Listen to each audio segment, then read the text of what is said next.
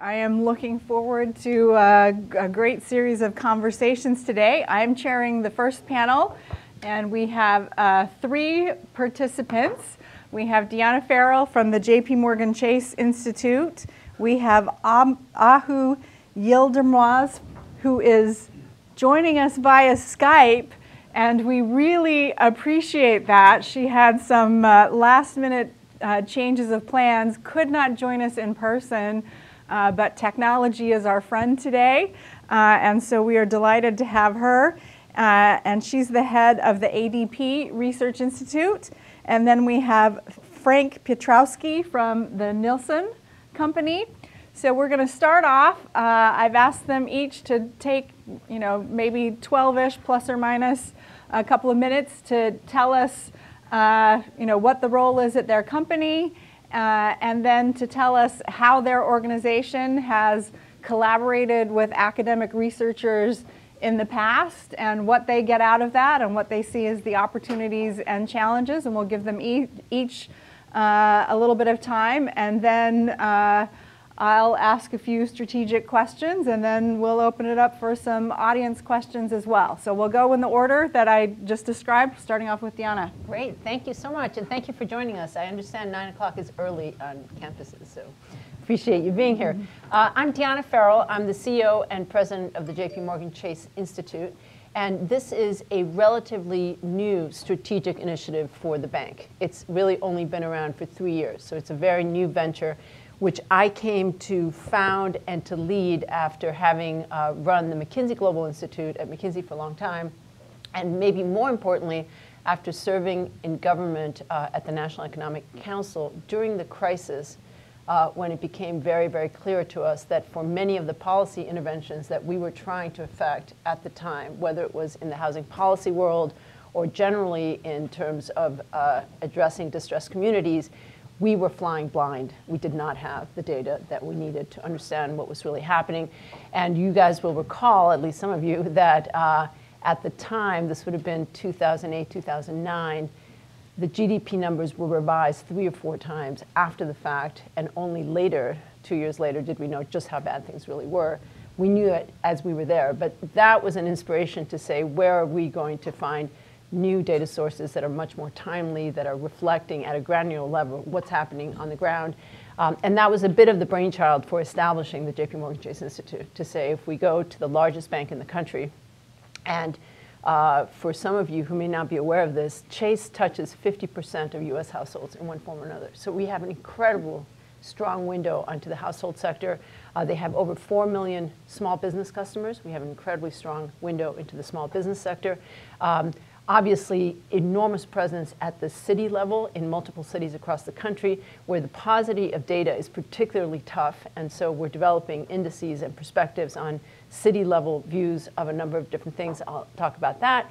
And also, aside from the Chase platform, on the JPMorgan platform, we're beginning to create data assets to understand some of the investor behavior and other financial market issues. So that is what the JPMorgan Chase Institute is. It is a think tank dedicated to data-rich insights for the public good. We are funded 100% by the bank, but we are not attached to any of the commercial lines of business, and all the research is put out into the public domain. Our mandate is really to engage in communities like this and with public policy or otherwise to figure out how these insights that we're developing can be made more helpful for decision-making, public policy, and otherwise. 2 points I'll make about it. One is, for some of you who may not know the bank very well, I mentioned some of the customer profiles that are the foundation of what we have, but it's a $2.5 trillion balance sheet of transactions, and we're actually starting at the transaction level in building our data assets, and that's really the promise of this. I would say we are in very, very early stages, even with all the data assets we've built. The second thing is, from the very beginning, by design, this was built in very close collaboration with academics. We've had folks, many of who are now here at Chicago, but who started at Harvard and otherwise, who have helped us design, construct, conceptualize these data assets, and who are active advisors and often participants in the work, and many fellows, 2 who are professors now here, one at Booth, one at the economics department, who did their work papers on our data. And so this is integral to how we think about what we're doing, and U Chicago stands out as a particularly important place in our journey. So that's what the JPMorgan Chase Institute is. Let me talk a little bit about the data assets we're building and how we think about our research agenda. I mentioned that at the end of the day, our data assets map to the sectors of the economy, so to speak, the household sector, the small business sector, and so on. And we do build our data assets in that sense. They map well to the lines of business. So if you think about the consumer and community bank, that would be kind of the interface with a lot of the household sector. But of course, those are multiple lines of business. There's the demand deposit business, there's the loan, student loans, the mortgage business, et cetera. And so there's a non-trivial task of connecting all those dots, even internally, to create what we aspire to create, which is an integrated view of income and spending, and ultimately of balance sheet issues along with the income and spending. So too with the small business sector, we're creating both an income and a balance sheet view. And with the investor world, we really more investor dynamics across asset base, region, sector type. Who are the providers and consumers of liquidity when key events happen? That's our first foray. 4 big themes that guide our agenda. The one and most important, the anchor, is financial health in its broadest sense. And that's where we really focus on individuals. And I think, Bridget, you've been the most connected with our work on income and spending dynamics. That has taken us everywhere from just understanding what's happening to income and spending and the volatility therein to specific aspects of that. If you double click on income, if you double click on spending, we particularly looked into questions of healthcare spending, which turns out to be really important to financial health. But other interesting things, like when we have precipitous declines in gas prices, what do we know about consumption impacts of that? And we can map those sorts of things. On the balance sheet side, for the households, we have done already quite a bit of work on mortgages. We've developed some pretty key assets to understand, for example, when we have adjustable rate mortgages that pass on automatically to the consumer, what are the consumption impacts of that?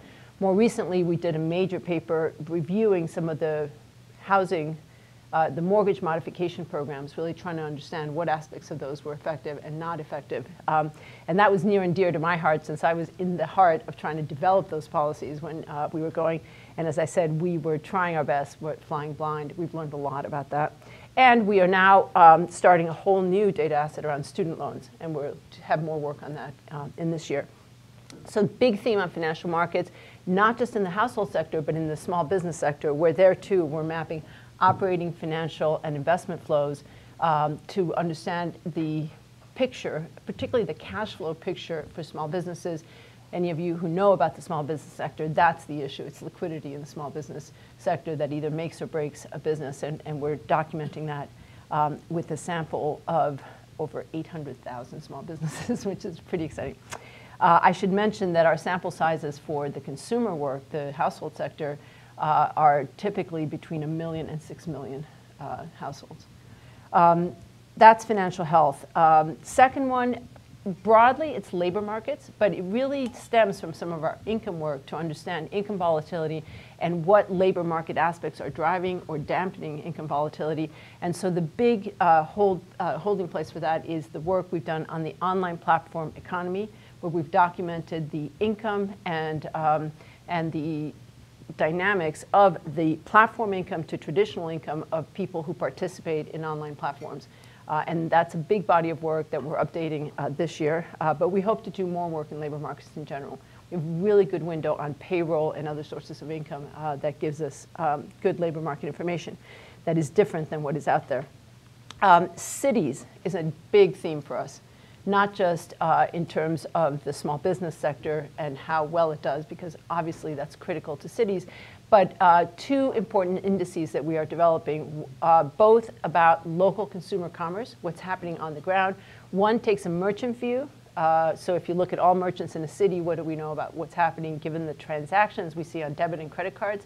And the other being a consumer view. What do we know about resident spend, which may be in their city or not? Online, for example, would be one of the things we're looking at.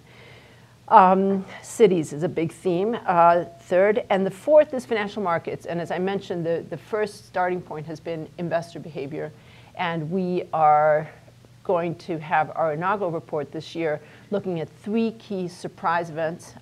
The Swiss franc floor being removed through a surprise policy by the Swiss bank, the Brexit election, and the US election, and really map out investor behavior by investor sector, asset class, and region. And it's really powerful stuff because we have not just daily trading equivalents, which is what most people are looking at, but we have minute-by-minute trading that allows us to really understand what was happening with liquidity at the time. That's the content of what we're doing and the data assets that we're building behind that. I was asked to comment a little bit on our academic arrangements, since this is what this conference is about. And I would say that we are in a process of deep experimentation, learning, and doing more and different things over time. But from the very beginning, I mentioned we collected an incredibly generous and wonderful set of advisors who had done a lot of this kind of work, whether it's Raj Chetty with the IRS work, or Jonathan Parker at MIT, or Sundil Mulanathan, who at CFPB, but even later is doing a lot of work in this area. Very helpful in helping us architect our data assets.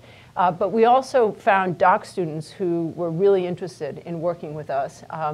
2 of them I happen to know because they were also in government when I was there. They're both now professors here, I'm glad to say. But they have been part and parcel of building our data assets. Those are in the form of fellowships. And I think we thought we would have a large platform of fellowships over time. That's proven to be very difficult, and I hope we get to that conversation. What makes it possible to bring in people part-time or not otherwise? We've evolved it to more of a model of having advisors. This is full-time faculty professors who identify a graduate student, and we work in conjunction with the advisors and the graduate students, typically involving graduate students taking an entire year off to come work with us, which is a much better model than trying to do it part-time. And we also have very extensive networks of advisors who are working with us along the way, both building data assets and making sure we're interpreting what we read and understand well. For the first time this year, we will have our first conference, academic conference, so to speak, where we're inviting people in the themes that I talked about to come and share their work and talk with us about our work. And I hope to be able to do that more. And I know that the University of Chicago will be an important partner for us, given how many people are here, both in teaching and students, as Derek, who's sitting in the back, will attest. I would just, in my last minute, put maybe 5 things that I think are important to this conversation. And Bridget, in your discretion, we can come back to it. How do we think about data usage itself? Like in large companies, I have to say, I have been aghast as I read the news of what's happening with some of the tech companies in the looseness of data usage. At the bank, partly because it's a very regulated entity, but also partly because it's financial consumer data. The level of attention we pay to data usage, just even getting the right to use the data, is a whole set of discussions, legal protocols, all kinds of things, fully documented. I think that's really, really important. I think we need to protect consumer data in ways that we're only beginning to understand, and I think only heavily regulated industries remotely understand that. I hope there are better solutions than super heavy regulation, but if that's the way it has to be, then that's the way it has to be. Data access, as distinct from having the right to use the data, how do you access the data? And one of the difficulties with the fellowship programs has been that unless you're on site with all the controls and compliance that allows us to create, remote access becomes actually more difficult than one would have thought for all the reasons that we're learning, and cyber threats only getting worse. And so that is actually a second issue that is different than data usage. And then the data retention issues turn out to be a big deal. Private sector likes to get rid of data as soon as they don't need it. It just is better for a million control reasons. And of course, for academic and research purposes, we need to retain data, and we need to store data in the proper way. We need to be able to go back to old data sets. That turns out to be thornier than I would have thought a priori. There's a real question in the architecting of data samples, and I'd love to hear more about Nielsen and others, around how much you're creating a data utility for people just to access data that is standard, and how much you're creating special purpose data assets.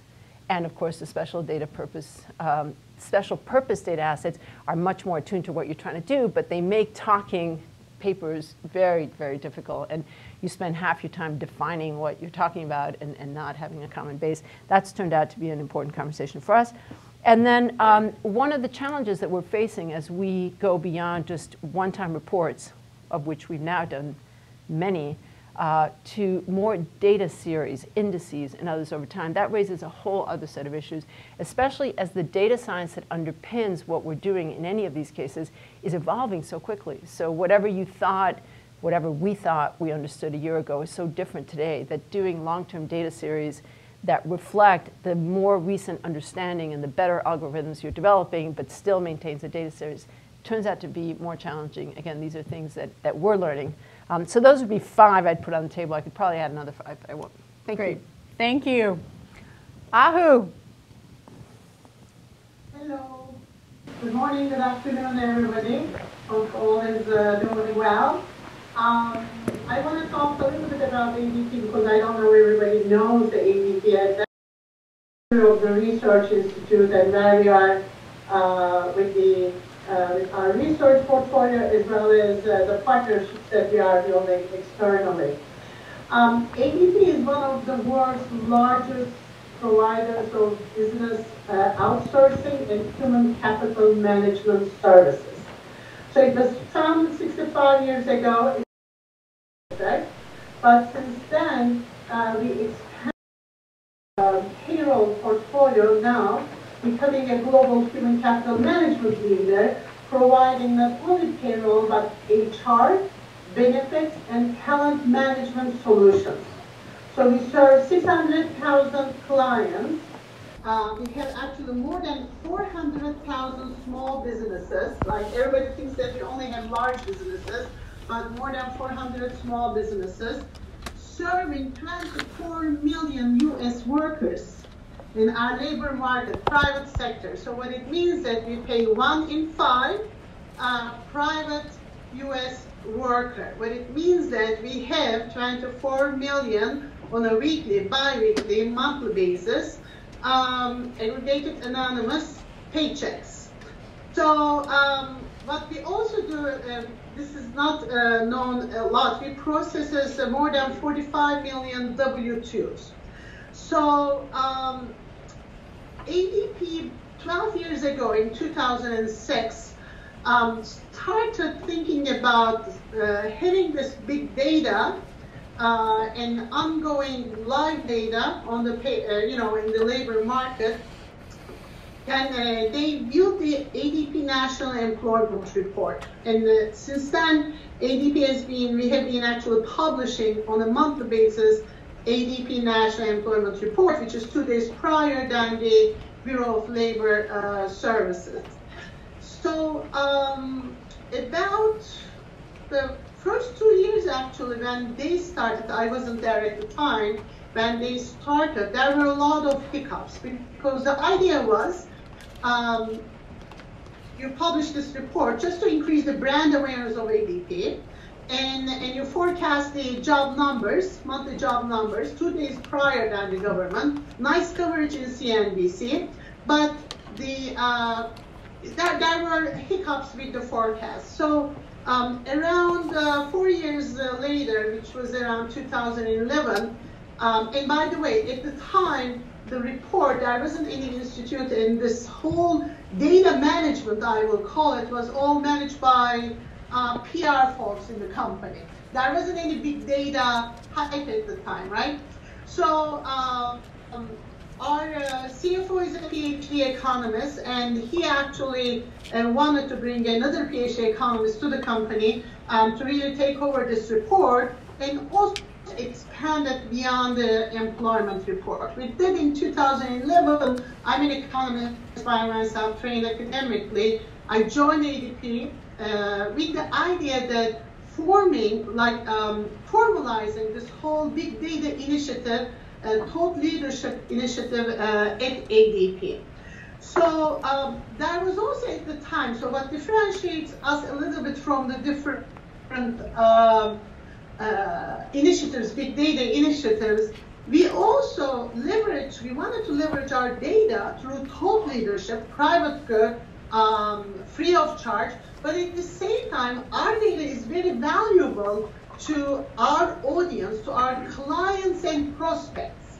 So it's in parallel, there were plans to also monetize this big data, not only for our clients and prospects, but also third party. Wall Street is very much interested with our data.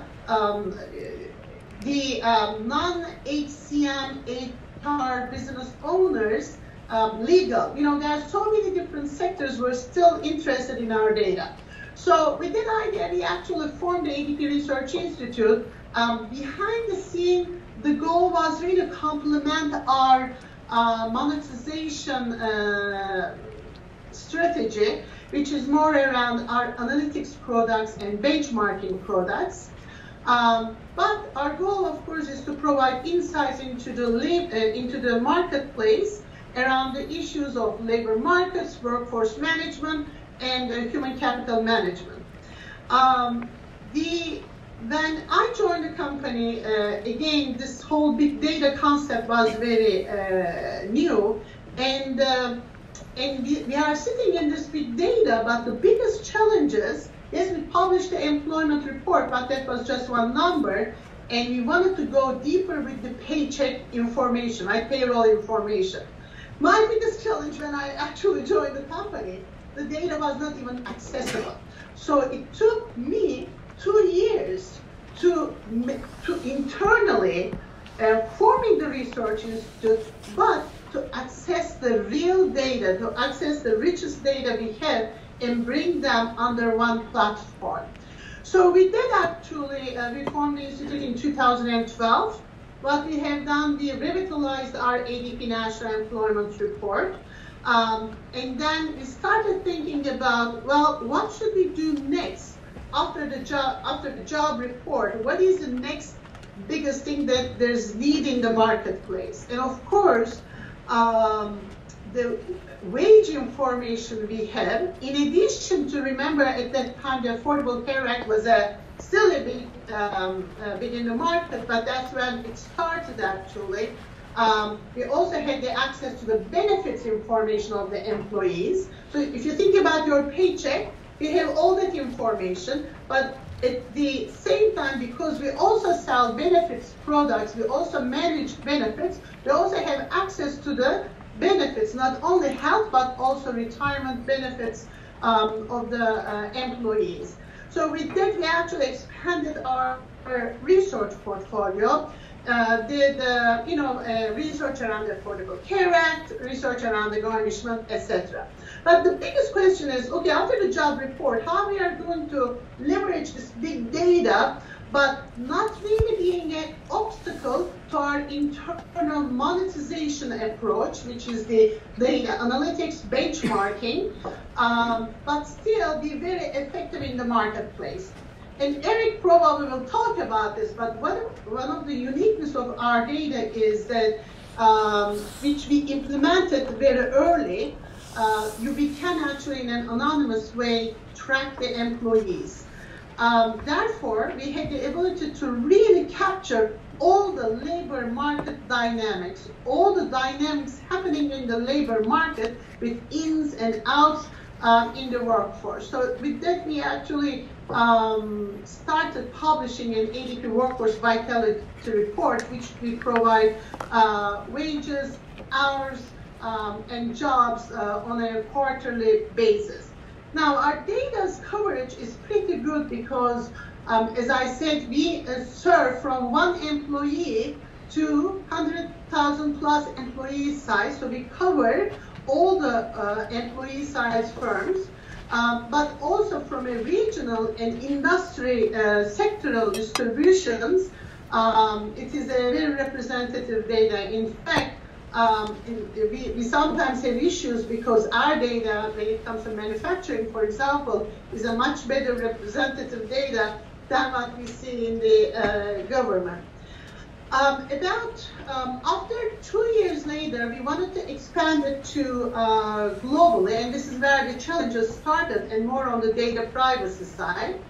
But today we are operating and publishing research and reports driven by empirical data in Canada as well as in France.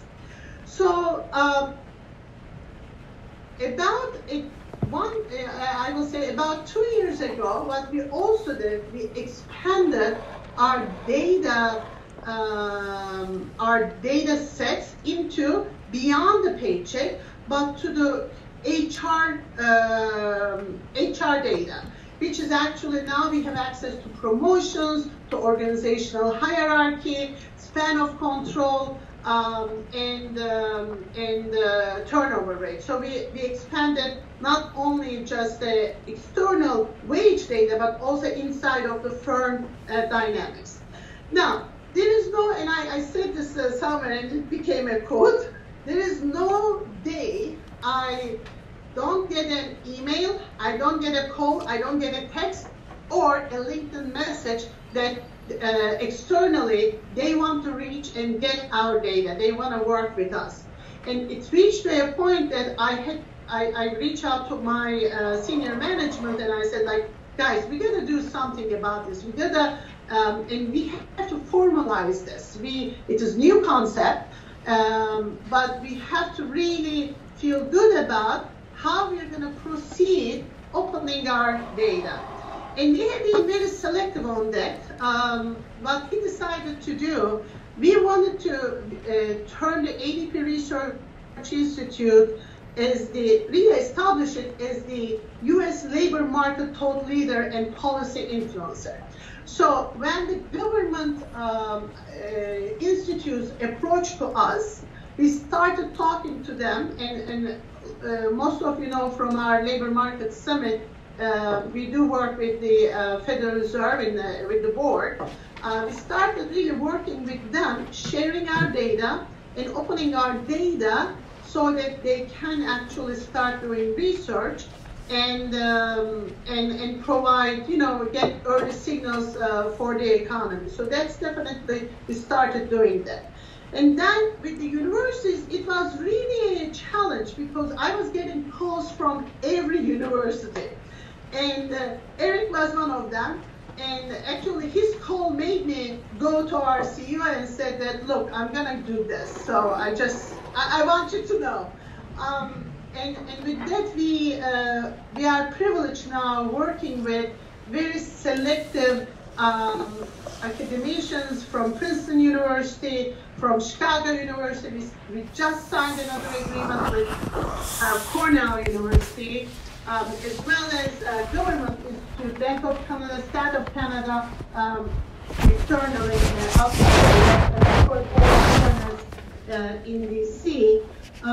Just that not only this is a public good, but also expand our approach to this data, because we also benefit from a research perspective. Working, it's not only we are giving our data, we see this as a collaborative research brainstorming and really expanding the capabilities of our data. I think I have a few minutes, so what I'm going to say at the end is it was I think the way it worked with us, because we are, as I always say this to Diana, we're not JPMorgan. We are actually, 12, my budget, you would laugh at my budget if I share with you.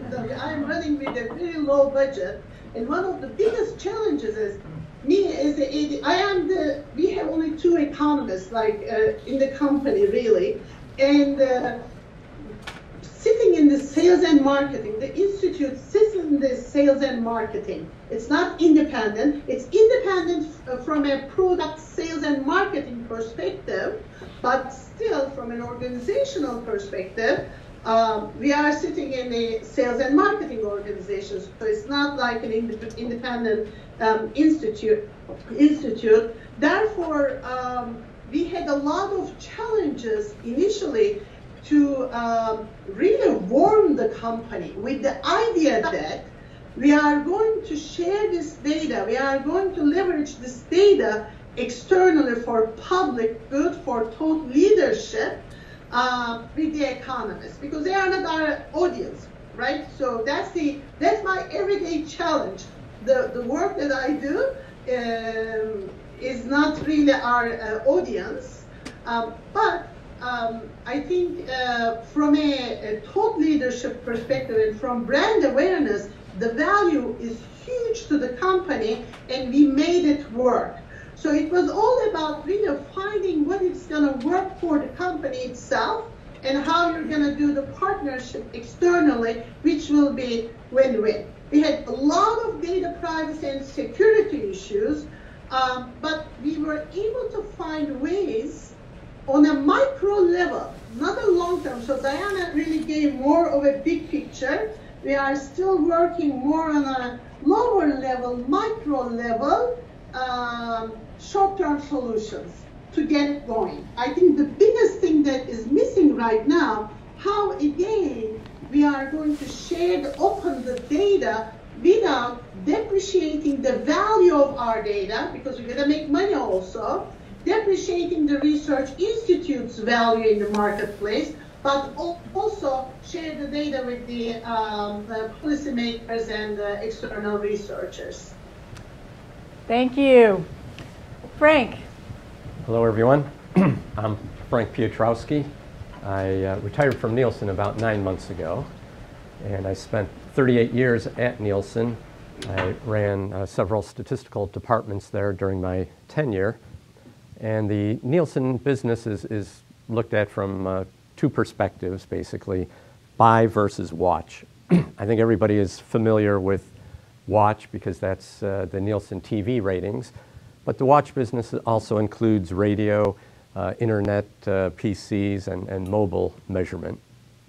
On the buy side, that's where I spent most of my career, and the buy side measures retail trade. So Nielsen operates in about 100 countries around the world, measuring retail through direct measurement from collected data, either scanner data or store audits.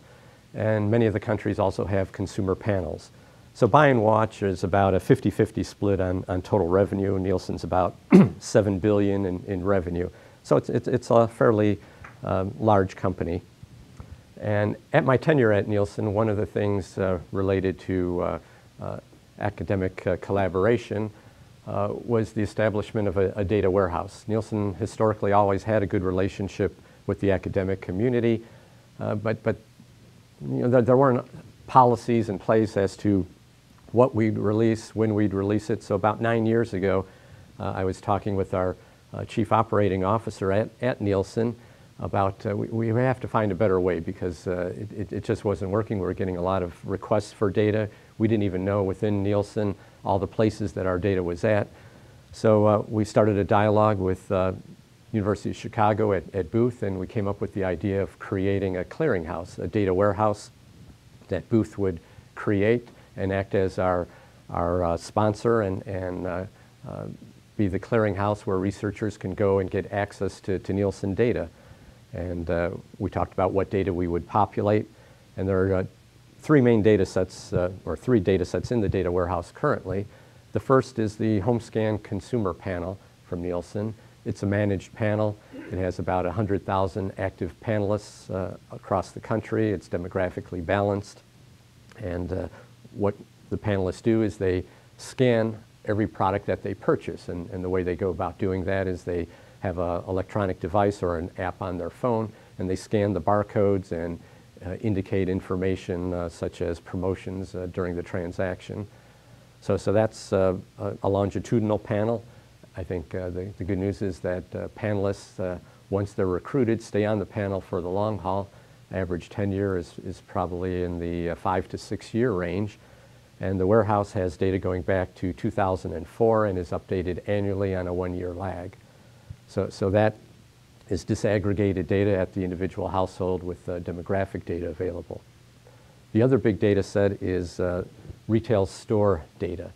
About 90 chains have agreed to allow for their data to be in the warehouse, representing about 35,000 stores across the country.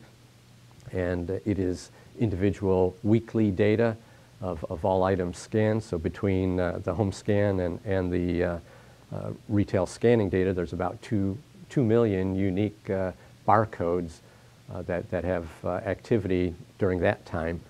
The scanning data goes back to 2006, so it's a rich data set with more than 10 years of data for both data sets.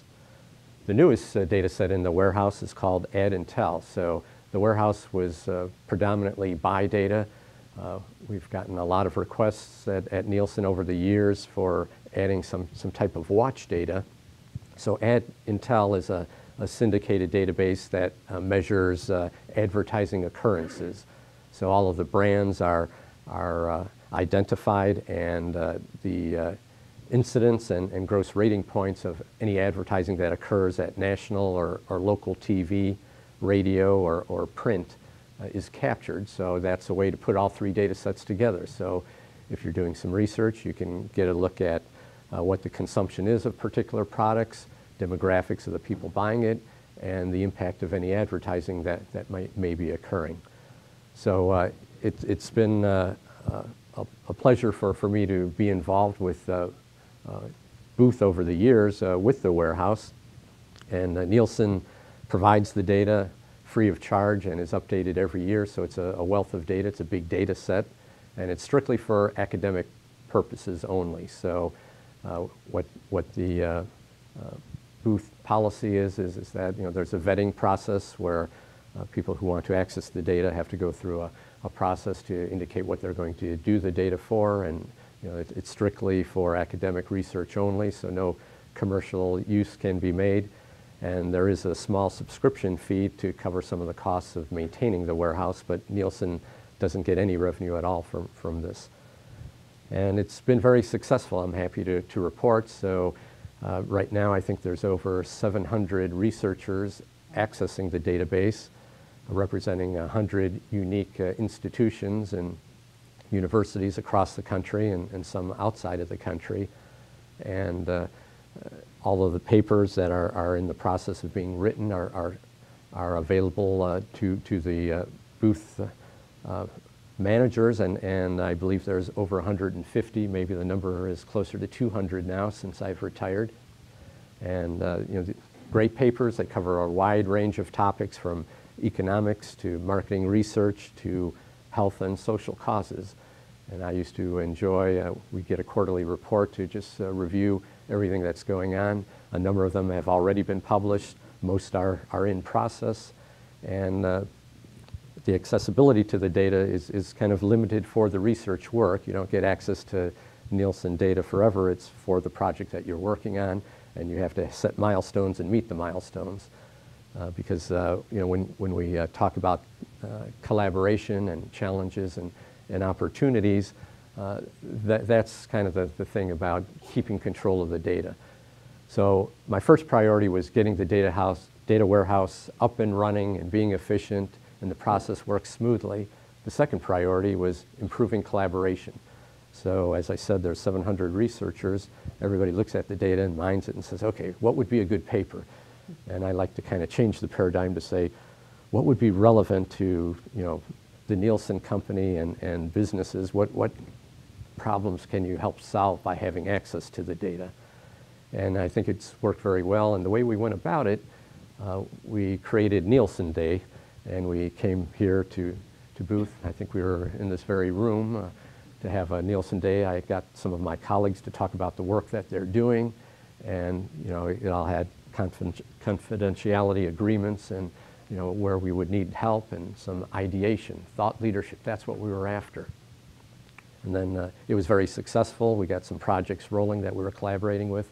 Then we followed up with the Nielsen Day actually at Nielsen, where the university brought a lot of faculty members to hear what we're working on. We're trying to get that connect. What is your area of specialization? What is Nielsen working on? Do we see where we would be able to share data and get things rolling? And when I say relevancy, so in the retail business where I spent my whole career, the biggest thing going on, of course, is online sales versus offline sales. Retailers are just very concerned about what is the shopping experience in the future? What do people look for? Who are the people buying online? So that's a very important project that we were always interested in. And the other things are, for example, a private label. Well, Nielsen's revenue on the buy side comes from all of the big manufacturers. Big manufacturers that make national brands are always concerned about private label encroaching on their brands and how do people make those decisions. And I know JP has been involved with some of the private label studies with the Nielsen data. And the other benefit of the collaboration, which I think is very important, is sharing best practices for methodology and techniques. That's where you get into IP as one of the challenges, but the benefits are Nielsen has, when I left, I ran a global department that had 600 statisticians around the world. But they're not the smartest people in the world, and the academic community has a lot of the smartest people in the world. So just sharing best practices is important. And one of the things that Nielsen was famous for with the TV ratings were managed panels. Nielsen spends a lot of resources on managed panels such as the TV panel and retail panels. But in the last several years, there's been an explosion of big data. So the challenges that my team had is, how do you integrate big data? How do you get the end result to be something you can be confident, that has integrity, has kind of the flavor of the managed panel being the truth? But then our clients are saying, we want faster, we want more data, we don't want perfection. The old days of perfection where data would be the currency in the business isn't the same anymore. It's really speed to market. So bringing in and integrating big data is something that I challenge my teams. Even with the home scan data, it's a managed panel. But what about retailers that have loyalty panels where they can give us millions of purchases for one single retailer? How do you integrate that with a panel that measures across all retailers? There's concerns about how do you weight it, what are the biases. Those are the things that we're looking for in collaboration. And the third benefit that I think is really important to private companies is corporate brand equity, right? So when you collaborate with a prestigious university and smart minds, and you say you work together on it, I think that's very important from an industry perspective, that you are the best of the best. All right, so what are the challenges? We talked on it earlier, privacy. There's a lot of stuff going around with Facebook and leaks. Well, Nielsen has all of those concerns about our panels, whether or not it's individuals, because the data warehouse is granular data. It's individual stores, it's individual people. So privacy is big. There's got to be a level of masking. Then researchers say, well, when you mask, then we can't do things. We can't match to third-party data sets. How do we do that? Well, then you get into exceptions. And one of the things that I needed to do was to field all the exceptions of people wanting to do something with our data or have access to our data, which wasn't part of our stated policy. And I didn't like saying no, but I had to balance, what are the commercial objectives versus the academic rigor, and make the right decisions. And then lastly is kind of this concept that I sold to our CEO, that we're making our data available for data for good. And he liked to keep things simple, like, yeah, we're making data for good, social causes, things that'll get the industry going forward. But then he said, well, are there situations that we have to worry about? And I said, yeah, well, there is data for bad when people use it for the wrong purpose, to criticize businesses or governments for doing things that they don't think are the right things. Well, that's not why we want to kind of spur this collaboration and research. And we got burnt a few times, so we had to be careful about that, because sometimes the situation is that our data was used somehow, and then we get pressure saying, well, why did you do that? Are those your views? And we say, well, no, this is separate. Research is separate than the products that Nielsen releases. So then that brings up, what is the biggest challenge are all of the legal agreements. That's the fact of life. There's IP that gets involved. So if we get minds together and we create something that we think is good, well, who owns the IP? How are you going to manage the IP? And the whole privacy of when we do a collaboration, then there's got to be legal agreements for the use of the data, a statement of the work, and that's very tedious working with legal on both sides to get it done. So there's excitement when you kind of agree, let's kick off a project, and then weeks, if not months, go by just getting the agreements in place. And maybe there's a better way, and late in the afternoon, I think there's a session that's going to get into the legal areas, and maybe everyone can kind of go in that area.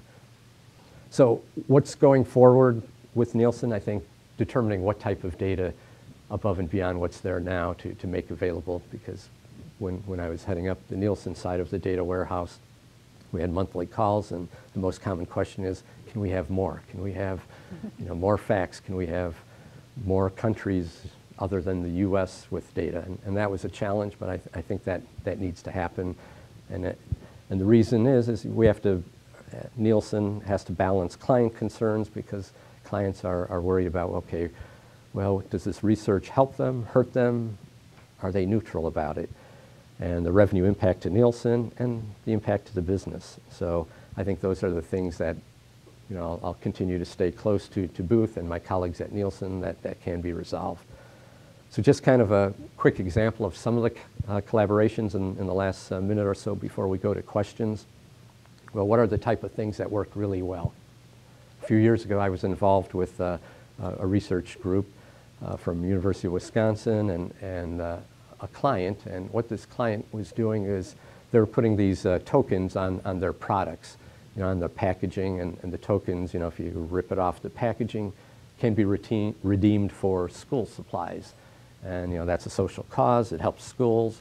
And the client did this, and at the end of the day, they said, well, we don't know, is it benefiting the client in any way compared to using their money for other types of promotions? They could put stuff in advertisements or in displays to continue to keep their brand. So we collaborated and created a model where we used our home scan data to look at people.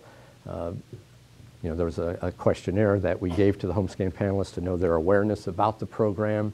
We had a benchmark of what they were buying before the program started, after the program, and the end result was very promising for the client, because we demonstrated that it did help improve their brand at a cost that was less than what they were paying for other vehicles of advertising. So they decided to continue that program and go forward.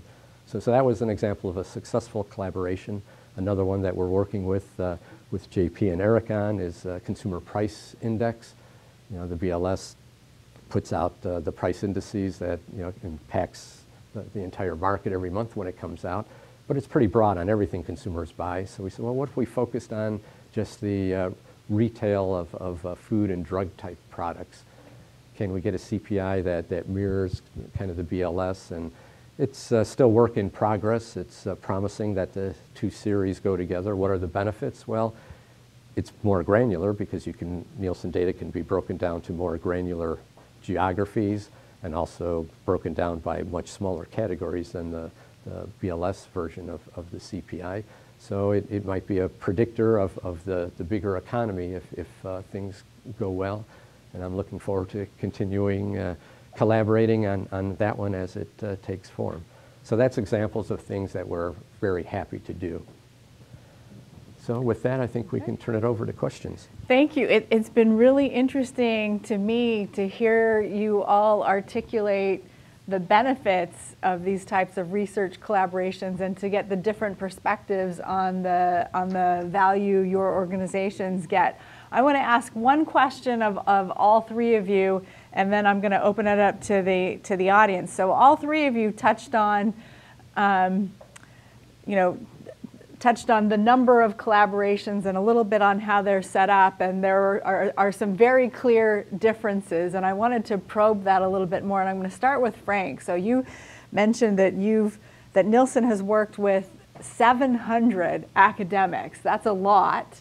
And that you've set up this data warehouse with the University of Chicago, and I know you've also more recently been setting something up with the National Bureau of Economic Research, and maybe you've got more that I don't know about.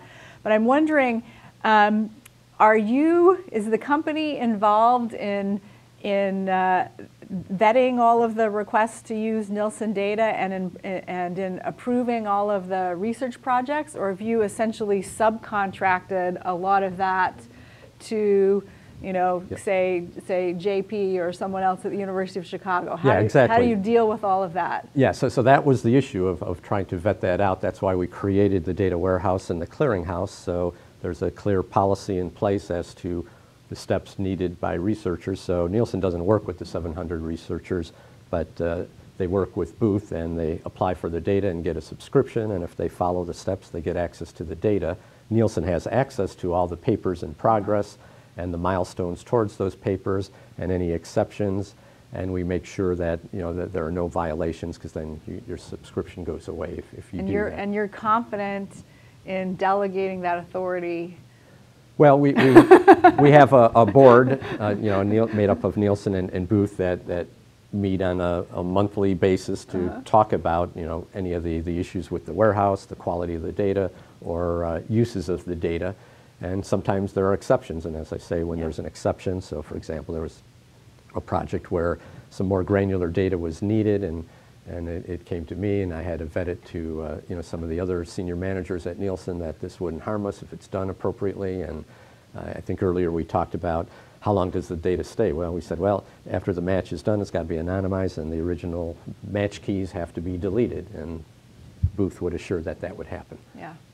Ahu, I next wanted to turn to you, because you noted that you get email requests almost every day for access to ADP data. It sounded like, at least if those are coming from the academic community, you're probably turning a lot of them down, because you mentioned specifically working with a small number of people. So I'm wondering if you could tell us, how do you decide who's worthy of collaborating, and what types of projects that ADP will partner with, and what types of projects or what types of researchers you're simply not interested in? So every researcher works, first of all, let me just be clear on that. We respect all the researchers, all the academicians. Last night, actually, I was having dinner, and I get a text, and a LinkedIn text from a Harvard professor, and I was just eating, and my sister asked, "Who texted you?" And I'm in overseas right now. I said, "Somebody from Harvard," and she's an academician. She kept going on and asking me the question, why I'm not dealing. I said, yes, they are looking for data. So it is really the way we actually focused, really connection to the ADP, connection to the ADP's overall goals and strategy. We wanted to convene and partner with the best and brightest minds in the field of labor economics. So first of all, we narrowed it to labor economists. Because our end goal also was to establish an annual forum where research findings, labor market, and economic trends can be shared, but really working around the labor markets, labor economics. The reason for that, again, that's we are known as payroll processing company. We work with the employees, we work with the employers. That's where our focus is. But when I actually, to be honest with you, I try not to turn down any researcher and any partner, and we haven't so far. But I will also tell you, because it's really very difficult to put norms and checkpoints whom to choose. So we are not choosing. We are actually adding slowly any labor market, labor economist who's approaching to us. We are open to work.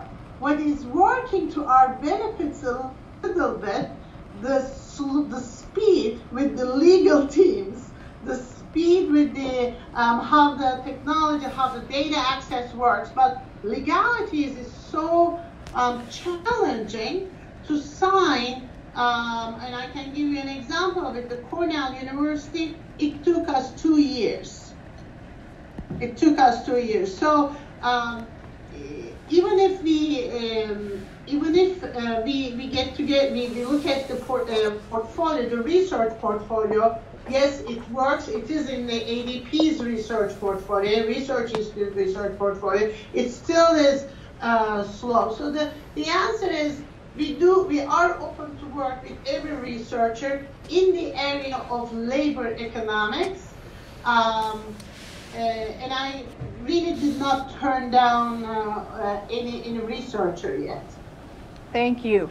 And Diana, your institute, I think, is keeping things much more close to the chest, I think, a bigger cost of working with you, which is you've got to actually come on site.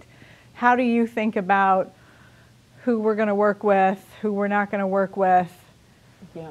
Well, again, I'll start with the fact that we're still early days and we're figuring this out. I think we're going to keep experimenting.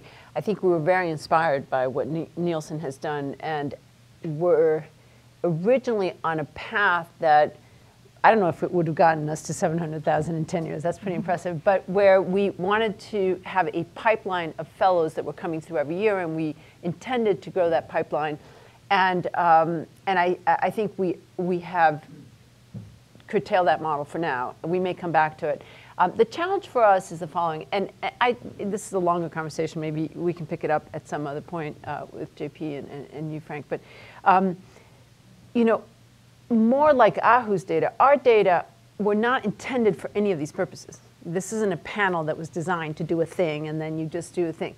These are transactions that are captured in order to fulfill a business purpose that we then have to go through extraordinary lengths to code into things that any of us as economists would recognize as economic concepts. And that translation is not trivial, but it's very important. And in some ways where the academic value is the highest for us is making sure that we're making those translations appropriately and that we're interpreting what we see well with all the caveats that our data assets will necessarily have. And though, as we've learned, every other data series has as well. It's just different sets of caveats. But the idea that the bank would ever allow access to the raw data that is the business data is just off the table. And so it's really providing access temporarily under very strict conditions in order to extract data into data assets that can then be used for the things we want to do. And it's that bridge issue. And I don't know, who you and I have talked a little bit about this.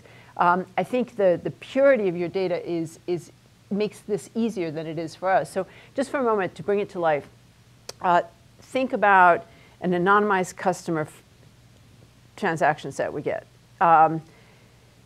It's a demand deposit account. We see a transaction coming in. We see, oh, that's payroll. Okay, we know that's payroll. We classify as payroll. We see another one. All these things come in. Each transaction we need to codify to understand exactly what it is. It's actually very painstaking work. That's why we need very smart people. We use a lot of machine learning once we get the algorithms down to kind of ascertain that. But in the process of that, that's an enormous amount of proprietary bank business information. So it's not going to happen that we put raw data out there for people to do whatever they want. It's just a non-starter. That's what makes it so hard. So it's that bridging, and the mechanism that we have used is to say we identify fellows who go through a vetting process, which is actually pretty extreme, as much of a vetting process as an employee of JPMorgan Chase would go through. And they have to access data under these very strict conditions, both the hardware and the software and the attestations, and they're monitored at all times, just as I am as an employee. Everything I'm doing is getting monitored. So there's just a much higher level of scrutiny on everything we're doing. And the difficult thing is it makes it very difficult to work with us, although I think we've found many successful models so far now. But the good news is we are actually protecting these data. We're protecting it for the bank and we're protecting it for the customer, and I think that's a trade-off. Ahu, did you have something you wanted to add? Yes, so we actually, before we formed the institute, we actually sent an opt-out. We had to do the opt-out process with each of our clients. But it basically means that we ask permission to leverage anonymous and aggregated way to leverage their data. So even that process it was huge but necessary. But even today, there are still new data coming into the company is not under the opt-out agreement. So we continue to have challenges of that, having a propriety and people's data, like financials. It's people's data. It is not even retail data. It's not shopping data. It's people's money. So when you deal with such a proprietary data, it gives you it comes with its own challenges to share the data. And the other challenge is when you work with multiple researchers, you have to manage every researcher's, I mean, we cannot manage every researcher's research or approach, but the topic should be balanced and the topic should not overlap. So even managing, and we do an annual labor market summit, even to prep for that summit, to prep for sharing the research has its own challenges, because again, the data is, again, limited data, the same data that everybody is working. Thank you. I think we have time. And one more thing I want to add. One more thing I will add. Also, for our company, we actually want to be, I will say, Washington neutral. We don't want to. We want our research political. We want to be a very neutral politically. That's our company's policy. And unfortunately, I mean, it's fun. Our data touches and shows a lot of, minimum wage, Affordable Care Act. We can answer really tough questions with our data. But and a lot of requests that I get from the researchers, of course, touching those very important topics, but managing that even internally and externally is a challenge that we face every day.